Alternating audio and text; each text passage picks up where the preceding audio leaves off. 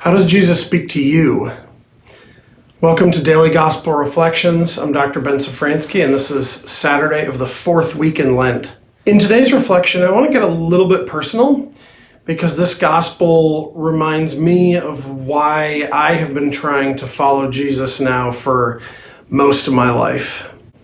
As I've mentioned before, the Gospel of John is really about the different reactions that Jesus elicits from people. In John, Jesus speaks, and he especially performs his signs, things like the changing of the water into wine at the wedding in Cana and walking on the water.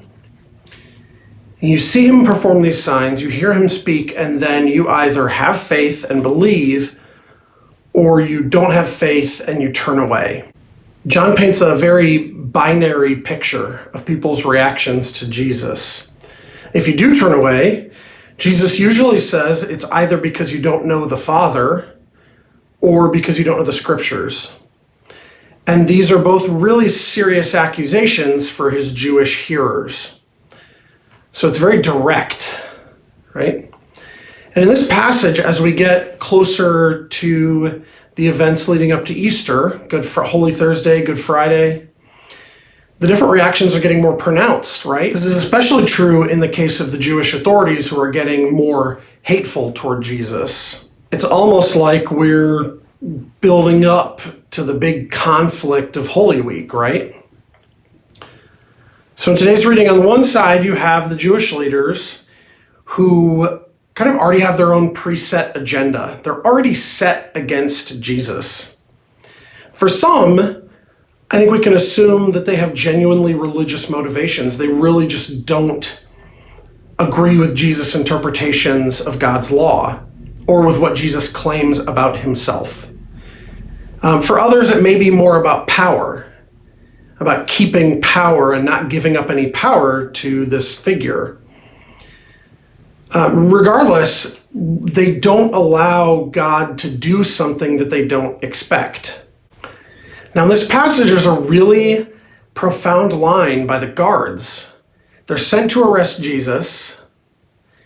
They return, they haven't, and they're asked, "Why didn't you bring this man in?" And they say, "No one ever before has spoken like this man." Now, I would like to suggest that this is not just a statement of his charisma. I think this is a statement of the fact that because Jesus is the Son of the Father, he knows us more deeply than anyone else ever could. And so when he speaks to us, we hear him like no one else could ever speak to us in our hearts, if we're open to him.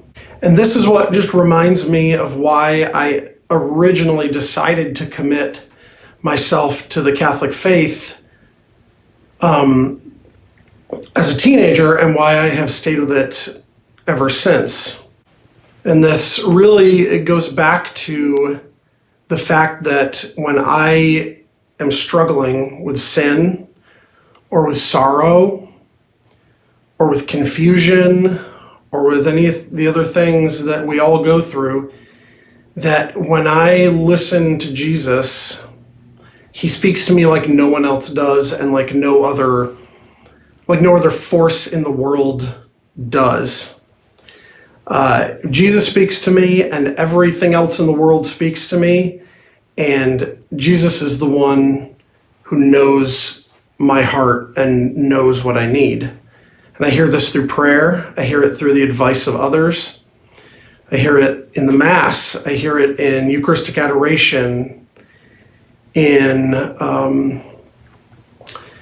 I see it in the world around me. I see it in my kids. I see it in my wife, all these places. That's why I've stuck with Jesus. So my challenge for you today is to give Jesus a little bit of space to speak to you like no one else can. And what that means is take some silent time to listen to him and to ask him to speak to you so that we can react to him the way the guards do and not the way the chief priests and the Pharisees do. God bless you, and I'll see you tomorrow.